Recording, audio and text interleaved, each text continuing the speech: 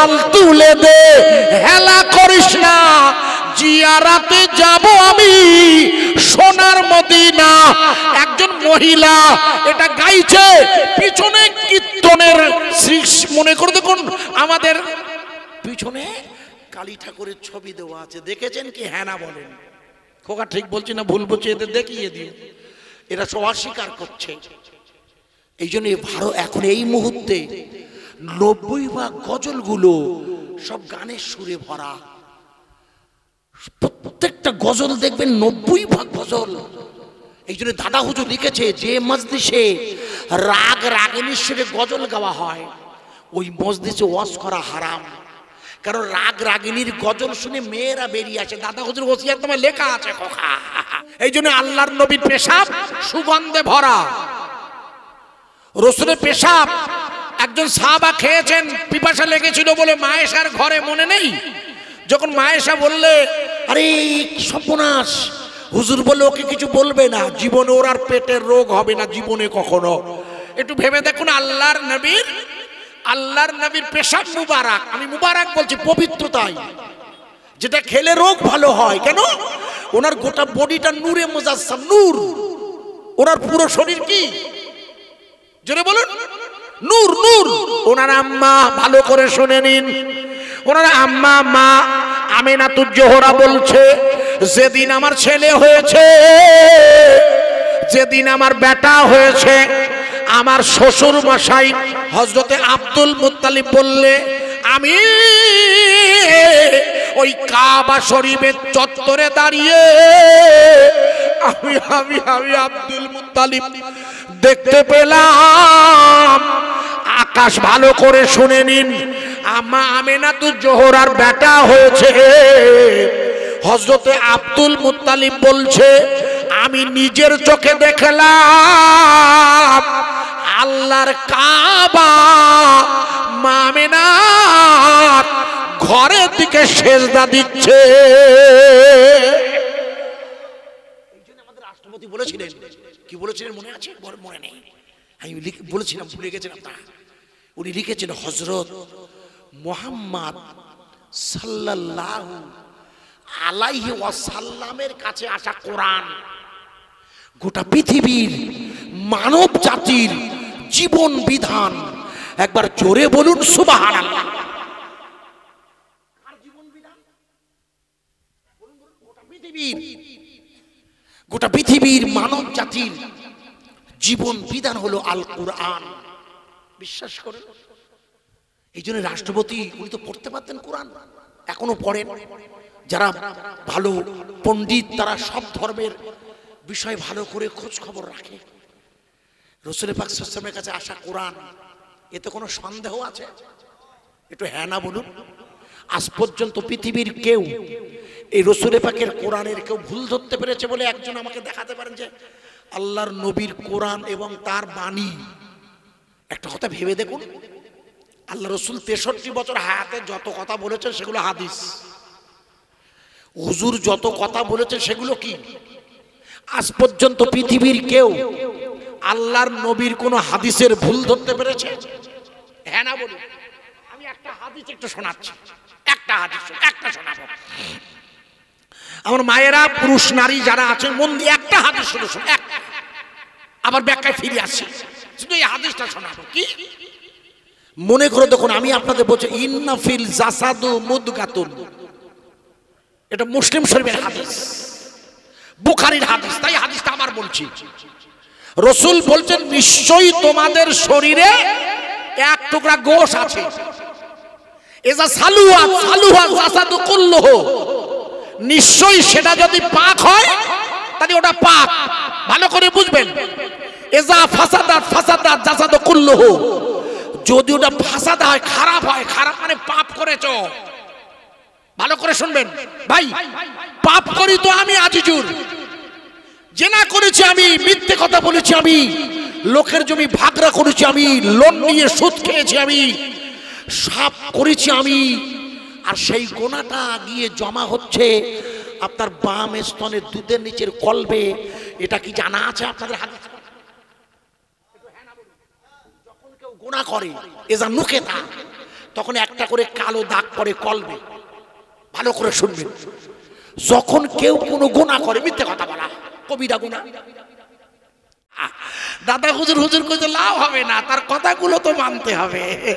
এই জন্য উনি খুব কষ্ট করে আমাদের লিখেছে, শিখিয়েছে, হাসবি রব্বি জাল্লাল্লাহ মাফি কলবি গায়রুল্লাহ, তাহলেই নূর মুহাম্মদ সাল্লাল্লাহ হক লা ইলাহা ইল্লাল্লাহ, তা না হলে হবে না।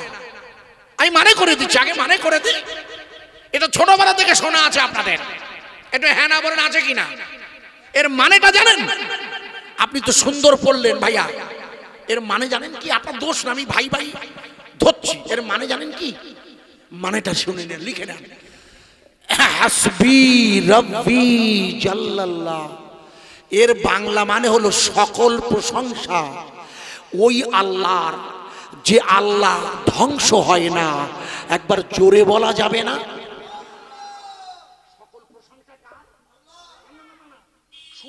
শুধু আল্লাহ বলে শুকরিয়ার ভাষা শেষ নয়। ওই আল্লাহ যে আল্লাহর মরণ হয় না, আল্লাহু লা ইলাহা ইল্লাহু আল হাইয়ুল কাইয়ুম। আমি ইবাদত করি ওই আল্লাহর, যে আল্লাহর কি হয় না। একটু জোরে বলুন, সে আল্লাহ কোথায় আছে? কোথায় আছে আল্লাহ? নাহনু আকরাবু ইলাইহিম মিন হাবলিল ওয়ারিদ। সে আল্লাহ আমার আপনার প্রত্যেক নারী পুরুষের ওই পিছন দিকের রগের মোটা শিরার কাছে, সেখানে অবস্থান করে যিনি। নাহানু আকরাবু, যিনি আমার এত নিকটে, তিনি দেখছেন আমার গোলাম আজিজুর মহেশ্বরপুরে ওয়াজ করছে, আর আমার বান্দি, আমার বান্দারা একটা দল মহেশ্বরপুরের গোটা গ্রামবাসীর ইসলে সব সত্ত্বেও বাজারে ঘুরছে একটা দল, আর একটা দল কেবল আমার সন্তুষ্টি লাভের জন্য তারা আমার প্রিয় রসুলের মহব্বতে বসে দরুদ শরীফ পড়ছে। আর যখনই তারা দরুদ শরীফ পড়বে, আল্লাহুম্মা সাল্লি আলা মুহাম্মাদিউ ওয়ালা আলি মুহাম্মাদ ওয়া বারিক ওয়া সাল্লিম, আল্লাহুম্মা সাল্লি আলা সাইয়্যিদিনা মাওলানা মুহাম্মদ, অথবা আল্লাহুম্মা সাল্লি আলা মুহাম্মাদানিন নবিল উম্মি ওয়ালা আলিহি ওয়া সাল্লিম তাসলিমা, যখনই পড়বে আমি আল্লাহ তাদের পূর্বের গুনাহ মাফ করে দেই। একবার জোরে বলুন সুবহানাল্লাহ। রাষ্ট্রপতি এই জন্যে দরুদ শরীফ পড়লে ওনার সওয়াব হবে না। এই কারণ হলো, ওই কারণের প্রথম কারণ হচ্ছে আপনাকে প্রথমেই স্বীকার করতে হবে এই পৃথিবীর মালিককে। আরে জোরে বলুন, কোন আল্লাহ?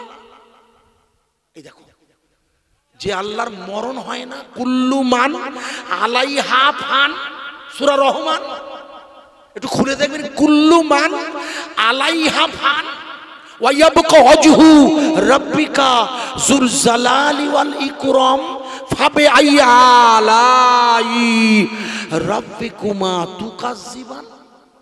তুমি কি এটাকে মিথ্যা বলে, তুমি কি এটাকে মিথ্যা বলে মনে করো? তুমি কি মনে করো না এই পৃথিবীর সব কিছু ধ্বংস হয়ে যাবে, শুধু থাকবে তোমার মালিক, আর মালিকের সাথে যাদের সম্পর্ক তারা? বুঝতে পারেননি? কারা থাকবে? মালিকের সাথে সম্পর্ক। এই জন্য এটা আপনাদের বোঝানোর জন্য বলছি, নাহলে মুশকিল হয়ে যাবে। এই জন্য বান্দার চেষ্টা থাকবে সর্বক্ষণ আল্লাহর সাথে ইশকের মহব্বতের মধ্যে ঢুকে যাবা। কিভাবে ঢুকে যেতে হবে? দাদা হুজুর বলে দিয়েছেন, প্রথমেই স্বীকার করতে হবে হাসবি রব্বি জাল্লাল্লাহ। প্রথম লাইন, সকল প্রশংসা ওই আল্লাহর, যে আল্লাহ ধ্বংস হয় না, এটা তো প্রথম মানতে হবে আপনার। তারপরে কি করতে হবে? মাফি কলবি গায়রুল্লাহ। মা মানে হলো সাথে, ফি মানে হলো মধ্যে, কলবি মানে হলো তোমার কলবে। কি হবে? আল্লাহ আল্লাহ আল্লাহ বলবে। দাদা হুজুর বলছে, আমি নয়। ভালো করে শুনবেন, আপনার দাদা হুজুর ফুরফুরা এটা নবী পাকের হাদিসের ব্যাখ্যা করছেন উনি। ওই হাসবি রাব্বি জাল্লাল্লাহ উনি লিখছেন মাফি কলবি গায়রুল্লাহ, তোমার কলবটা যেন আল্লাহ ছাড়া অন্য কারোর চিন্তা না রাখে। বাম স্তনে দুধের নিচে যেখানে ঈমান থাকে, ঈমান রাখার জায়গা হচ্ছে কলব। ঈমান রাখার জায়গা কোথায়? আরে সূরা বাকারা আল্লাহ বলে না খতামাল্লাহু আলা কুলুবিহিম, আমি ওদের কলবে মোহর মেরে দিয়েছি, ওখানে ঈমান ঢুকবে না। বোঝা যাচ্ছে বাংলা? ওখানে ঈমান ঢুকবে না। ঈমান না ঢোকার কারণে ওরা মুখে লা ইলাহা ইল্লাল্লাহ স্বীকার করে, যেহেতু কলব দিয়ে স্বীকার না করায় ওরা জাহান্নামে যাবে। আমার ওয়াজ কি বোঝা যাচ্ছে ভাইয়া? কারণ জাহান্নাম থেকে বার হবে আর ওই ছটা থেকে আর বেরোবে না। ওখানে যাবে কারা সব আপনারা জানেন, হাদিসে আছে কোন কোন দল ঢুকবে, তারা আর বার হবে না।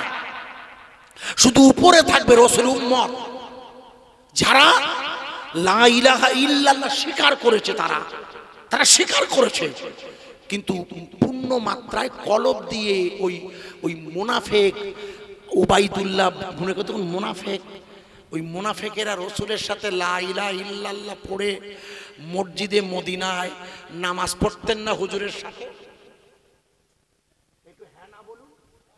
জানেন না এই হাদিস? রাসূল নিজেই জানে না যে ও মুনাফিক। ভালো করে শুনুন, মদিনার বিশিষ্ট সেই রাসূলের সাথে যখন উনি ইন্তেকাল করেছে, ওনার ছেলে এসে বলে হুজুর আপনি আপনার জামাটা আমার আব্বাকে একটু দেবেন। মনে করতে কোন আল্লাহর নবী তার জামা 3 জনকে দিয়েছিল, মনে করতে কোন আপনাদের মনে নেই? হুজুরের শরীরের জামা কজনকে দিয়েছিল জানেন না? হুজুরের এই জুব্বা মুবারক ভাগ করে একটা টুকরা দিয়েছিল মা খাদিজাতুল কুবরার কাফনের সাথে, মুখস্থ করেন। আর একটি টুকরা ওই মুনাফিক সর্দার, মদিনার মুনাফিক লিডার অফ দা রাসূলের বিরোধী, রাসূল জানে না ও যখন মারা গেছে। ভালো করে শুনুন, আল্লাহ রাসূলের কাছে ও ছেলে এলে যে আপনি আমার আব্বাকে একটু জামা দেবেন, আপনার হুজুর গায়ের জামা দিয়েছেন।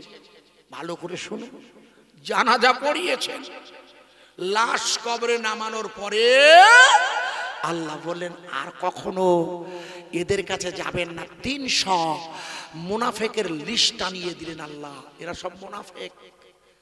হুজুর অবাক হয়ে গেছে, আরে সবাই তো আমাকে নবী বলে মানে, আমার সাথে নামাজ পড়ে, যুদ্ধে যায়, গনিমতের মাল নেয়।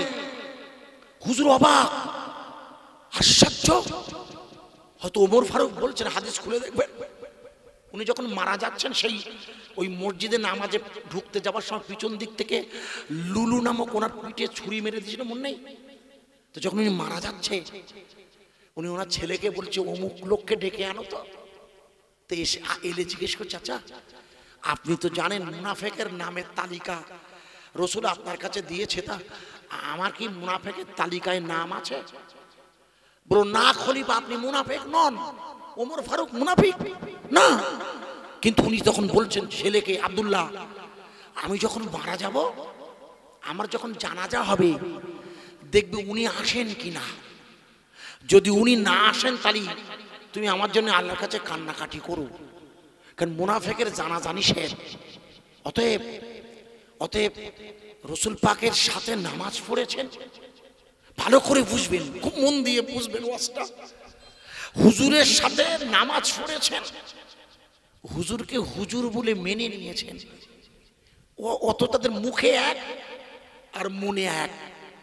তাই রাসূলকে আল্লাহ বললেন তোমার মুখের সাথে মনের এক হতে হবে। তুমি মুখে বলবে লা ইলাহা ইল্লাল্লাহ, তোমার কলবের গোস্তও বলবে লা ইলাহা ইল্লাল্লাহ।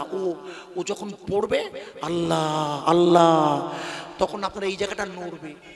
আপনার ইমাম সাহেবকে জিজ্ঞেস করবেন, সূরা আনফাল কাল সকালবেলা শুনিয়ে দেবে, ইন্নামাল মুমিনুনা আল্লাযীনা ইযা যুকিরাল্লাহ ওয়াজিলাত কুলুবুহুম, নিশ্চয় মুমিন ওরা যারা আল্লাহর নাম নিলে বা যাদের সামনে আল্লাহর নামের স্মরণ হলে তাদের কলবটা আল্লাহ আল্লাহ আল্লাহ বলে, নিজে শুনতে পাবেন আপনি। আপনার এই গোশের টুকরা যে আল্লাহ বলছে, এটা আপনি নিজের কানে শুনবেন না, নিজেই শুনতে পাবেন ও পড়ছে আল্লাহ কোথায় সেটা। এই যে আমি দেখাতে পারি কেন? রাসূলুল্লাহ হাদিসে দেখিয়েছে তাই আমি দেখিয়ে দিতে পারি, যেহেতু রাসূল দেখিয়েছে তাই না দেখাতে পারতাম না। তো ওই জায়গাটা কি করবে? আল্লাহ আল্লাহ আল্লাহ বলবে, খুব ভালো করে শুনবেন ওয়াজ। দাদা হুজুরের দ্বিতীয় লাইন কি? মাফি কলবি গায়রুল্লাহ, তোমার কলবটা বলবে আল্লাহ, তাহলে কি হবে? নূর মুহাম্মদ। রাসূল কিসের তৈরি? শুধু নূর নয়, নূরে মুজাসসাম বলো, শুধু নূর বলবেন না, নূরে মুজাসসাম বোঝেন? নূরে মুজাসসাম মানে হলো তার শরীরে অন্যান্য যে অংশ আছে, যেমন পানি, আগুন, মাটি, হাওয়া, যা আমাদের সবার আছে, ওগুলো নূর। ওনার একটা কথা যদি ভুল প্রমাণ হয়ে যায়, তাহলে ওনার সব কথাগুলো ভুল প্রমাণ করা সুবিধা হবে আমাদের। অথচ ওনার কাছে আসা আল্লাহর কোরআনে আল্লাহ জানিয়ে দিলে, যালিকাল কিতাবু লা রাইবা ফীহি। একবার জোরে বলুন সুবহানাল্লাহ। একটু জোরে বলবেন না? ওনার কাছে আসা কোরআন, যাতে কোনো সন্দেহ নেই, আল্লাহর কোরআনে কোনো সন্দেহ নেই। আমার কথা বোঝা যাচ্ছে ভাইয়া? বিজ্ঞানীরা বললে আমরা এটার ভুল ধরব। আল্লাহর হাবিব একটু মনে ঝড় উঠছে, লক্ষ্য করেন, নারা দেন তো, নারায়ে তাকবীর, একটু নারা দেন, নারায়ে তাকবীর, নারায়ে তাকবীর। আপনারা খুব আওয়াজ দিয়ে আল্লাহর কাছে দরখাস্ত করুন। আমি দরখাস্ত পেশ করছি, জেনারেটর কারেন্ট অফ করে দিন, কারেন্ট অফ করে দিন। এই আমরা চেষ্টা করছি মালিকের কাছে দোয়া করার। নারায়ে তাকবীর, আর একটু জোরে বলুন, নারায়ে তাকবীর। আল্লাহ পাক যদি চান আমরা আর একটু আওয়াজ দিয়ে বলি, নারায়ে তাকবীর। যেহেতু একদম ফাঁকা জায়গা, তো আমরা চেষ্টা করি আল্লাহর কাছে হাত ওঠা। দারুণ জোরে ঝড় এসেছে, ফাঁকা মাঠ। আমরা আপনি আছেন মদিনায়, কবে যাব রওজা? দূর ভারতে আছি বসে, মহেশ্বরপুরীর জলসায় একই সাথে পড়ি দরুদ, যাবে মদিনায়। আল্লাহুম্মা সাল্লি আলা, জোরে বলুন, সাইয়্যিদিনা মাওলানা মুহাম্মদ সাল্লাল্লাহু আলাইহি ওয়াসাল্লাম ওয়া আলা আলি সাইয়্যিদিনা মাওলানা মুহাম্মদ সাল্লাল্লাহু আলাইহি ওয়াসাল্লাম।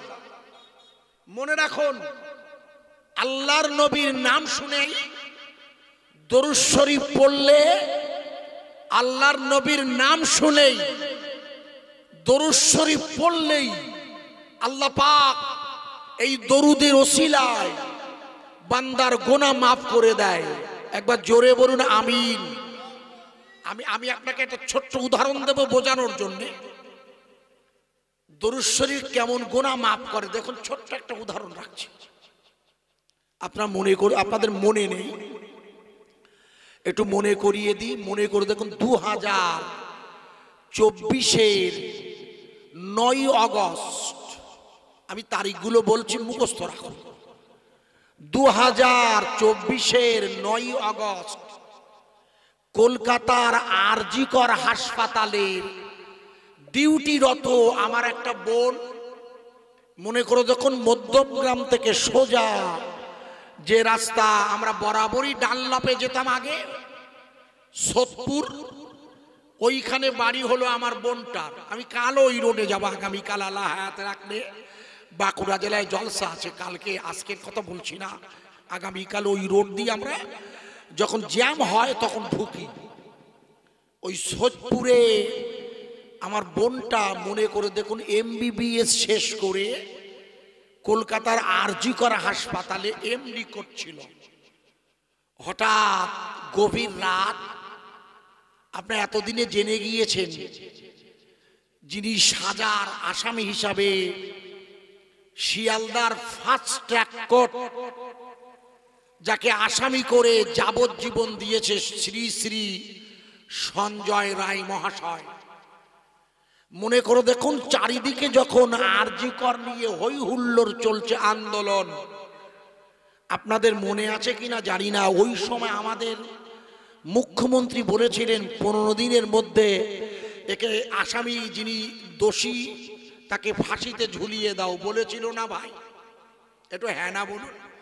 সব রাজনৈতিক দল ওই ধর্ষণকারীর, হত্যাকারীর ফাঁসি চেয়েছিল, কিন্তু প্র্যাকটিক্যাল কি হলো? বিচারে শিয়ালদার ফাস্ট ট্র্যাক কোর্ট ওকে যাবজ্জীবন সাজা দিয়েছে। এই প্রথম সাজাটার কথা বলছি, যেটা এখন চলছে, ওর পরে কি হবে জানি না। মনে করে দেখুন, চারিদিকে যখন আরজি করের আমার ওই বোনটার আন্দোলন চলছিল, সেই সময় আমাদের মাননীয়া রাষ্ট্রপতি শ্রীমতী দ্রৌপদী মুর্মু মহাশয়া, এখন আমাদের বর্তমান প্রেজেন্ট রাষ্ট্রপতি, জানেন আপনারা, যিনি কদিন আগে ওয়াকাফ বিলে সই দিয়েছে, ওটা ওনার কোনো দিতেই হবে, উনি বাধ্য দিতে। কিন্তু আমি পরে আসছি পরপর, আগে যেটা রাখছি আগে শুনে নিন। রাষ্ট্রপতি কেন সই দেয়? যেহেতু তিনি পার্লামেন্টের কোনো আইন ফেরাতে পারে না, তাকে সই করতেই হয়। এই রাষ্ট্রপতি, মনে করে দেখুন, যেদিন আন্দোলন চলছে চারিদিকে, সব ভাই বলছে ফাঁসি দাও, ফাঁসি দাও। ওই সময় আমাদের মাননীয় রাষ্ট্রপতি কি বলেছিলেন জানেন? উনি বলেছিলেন, লিখে নেন, উনি বললেন, হযরত মুহাম্মদ, আমরা সবাই কি চেয়েছিলাম? উত্তর দিন, ওয়াজ করা যাবে না। সব ভাই, বিরোধী এবং ক্ষমতাসীন দল সকলেই ছেলেটির ফাঁসি চেয়েছিল, কিন্তু মামলা তার উল্টো গেল, জানেন আপনারা। এই সময় আমাদের রাষ্ট্রপতি বললেন, শ্রীমতী দ্রৌপদী মুর্মু উড়িষ্যা ক্যাডারের ইনি, মাননীয় রাষ্ট্রপতি দলিত ক্যাডারের ইনি বললেন, লিখুন, হযরত মুহাম্মদ, খুব ভালো করে শুনবেন, এলাকার শুধু হিন্দু ভদ্র মহোদয় মহোদয়া যদি আশেপাশে থাকেন, আমার আওয়াজ, এলাকার পুলিশ প্রশাসনের বন্ধুরা যদি থাকেন, শিক্ষিত রুচিশীল প্রিয় আগত অতিথি আপনারা যারা বসে আছেন, একটু মন দিয়ে শুনবেন। আমাদের রাষ্ট্রপতি লিখলেন কি? হযরত মুহাম্মদ সাল্লাল্লাহু আলাইহি ওয়াসাল্লামের, পরে বলছি, তার মানে আল্লাহর নবীর নাম শুনে উনি কি পড়লেন? দরুদ শরীফ। কি রে, আমি এটাই আগে বোঝাচ্ছি, যেহেতু আল্লাহর নবীর নাম শুনে দরুদ শরীফ পড়া ওয়াজিব। আর দরুদ শরীফ বলে কি হয়? দরুদ শরীফ বলে গুনাহ মাফ হয়। এই জন্য আজ পর্যন্ত পৃথিবীতে, লক্ষ্য করে দেখুন, এই আমার রাসূল ব্যতি রেখে অন্যান্য কোন নবীর নামে দরুদ শরীফ আছে কি? আপনারা বলবেন না, দরুদে ইব্রাহিম না। আরে দরুদে ইব্রাহিম তো আসলে নাম দরুদে ইব্রাহিম, কিন্তু শুরু হয়েছে তো আল্লাহর নবীর প্রশংসা দিয়ে, আল্লাহুম্মা সাল্লি আলা মুহাম্মাদি ওয়া আলা আলি মুহাম্মাদিন কামা সাল্লাইতা আলা ইব্রাহিম। তো শেষে আসল শুরু হয়েছে রসুলকে কেন্দ্র করে, বোঝা যাচ্ছে। যদিও রসুল ওই দরুদ শরীফের নাম দিয়েছেন দরুদ ইব্রাহিম, কেন? যেহেতু কেউ কি নিজের নাম বলতে পারে যে আমি আমার নামটা আমি বলে দিয়ে যাই? হয় না, এটা সিস্টেম নয়। নবী করিম সাল্লাল্লাহু আলাইহি ওয়াসাল্লাম রসুলের উপরে তার দরুদ শরীফ বলে কি হয়? একটু আওয়াজ দেন। গুনাহ মাফ হয়। কি মাফ হয়? মুখস্থ করে। এখানে এমন কেউ আছেন নারী পুরুষ যার গুনাহ নেই? সবাই গুনাহগার। আরে এমনকি আল্লাহর ওলিরাও গুনাহ করতে পারে, কি আশ্চর্য! গুনাহ না থাকলে তো তিনি নবী হয়ে যাবেন, পাগলা। আশ্চর্য! গুনাহ থাকতেই হবে শরীরে। আমার ওয়াজ বোঝা যাচ্ছে? মাথায় নেন ভালো করে। আপনার তো গুনাহ হবেই, না হলে তো আপনি নবী হয়ে যাবেন। আর এখন তো আর কেউ নবী হবে না, ওলি হতে পারে, কিন্তু নবী আর কেউ হবে না। আর ওলিদেরও গুনাহ হয়ে যেতে পারে, অস্বাভাবিক নয়। তবে তারা ওলি হবার পরে কেউ কবিরা গুনাহ করবেন না, মুখস্থ করুন। যিনি আল্লাহর ওলি হয়ে গেছেন বলে আমরা ভাবি, তিনি কখনো প্রথম জীবনে কখনো ওয়াদা খেলাপ করবেন না। কারণ মুনাফিকের লক্ষণ হলো ওয়াদা খেলাপ করা। মুনাফিকের লক্ষণ হচ্ছে ইজা হাদ্দাসা কাযিবা, যখন কথা বলে মিথ্যা বলে, এটা মুনাফিকের লক্ষণ। আর মুনাফিকের স্থান হলো একেবারে শেষ জাহান্নামটা। জাহান্নাম কটা ভাই? 7টা। তো কোথায় আছে জানেন? উপর নিচে। জাহান্নাম হচ্ছে উপর নিচে, আর জান্নাত হলো পাশাপাশি। জান্নাত আর জাহান্নাম উপর নিচে, মানে বুঝছি 1 2 3 4 5 6 7। একেবারে 1 নম্বরে তারাই যাবে যারা মুনাফিক, বোঝা যাচ্ছে? 2 নম্বরে কারা যাবে আপনারা জানেন কি? জানেন না? আমি অত বলতে গেলে সময় পাবো না, আমি একটা সময় দেওয়া আছে। আর 7 নম্বর জাহান্নামে যাবে কারা জানেন না? আল্লাহ, কি রে, ওই পরপর জাহান্নামের কেন? জান্নাত পাশাপাশি আর জাহান্নাম পরপর কেন? ওই 6 নম্বর পর্যন্ত যারা আছে ওর থেকে কেউ বার হবে না, শুধু জাহান্নাম থেকে বার হবে। আল্লাহ রাসূল জিজ্ঞেস করছে, ও আমার জিবরিল, জাহান্নামে যাবে কারা? জিবরিল লজ্জায় মাথা নত করে, একটু মাথা নিচু করে বলছে, হুজুর আপনি কিছু মনে করবেন না, জাহান্নামে যাবে আপনার উম্মতেরা, যদিও তাদের বার করা হবে একটা পর্যায় নিয়ে। আমার কথা বোঝা যাচ্ছে কি? আর ওই মুনাফিক কিন্তু জাহান্নামে নয়, একেবারে শেষ, ও আর উঠবে না। বোঝাতে পারলাম? আরে হ্যাঁ না বলুন, ভালো করে ওয়াজ বুঝবেন, মুশকিল। এই জন্যে জাহান্নামে যাবে শুধু উম্মতে মুহাম্মাদি, অন্য কোন নবীর উম্মত না, সেখানে থাকবে না, শুধু আমরা আপনারা। আল্লাহ যেন না করেন, তবে যেটা হবে সেটা বলছে, যেহেতু জাহান্নাম আছে মানেই সেখানে উম্মতে মুহাম্মাদি যাবেই। কারণ কি? কারণ হলো তারা ঈমান আনবে মুখে, তাদের ঈমান থাকবে মুখে, লা ইলাহা ইল্লাল্লাহ তারা মুখে বলবে, কিন্তু তাদের কলব বলবে না। আমি পরে আসছি, আগে যেটা বলছিলাম। তাহলে দরুদ শরীফ বলে কি হয়? গুনাহ মাফ হয়। আমাদের রাষ্ট্রপতি উনি কিন্তু দরুদ শরীফ পড়লেন সাল্লাল্লাহু আলাইহি ওয়াসাল্লাম।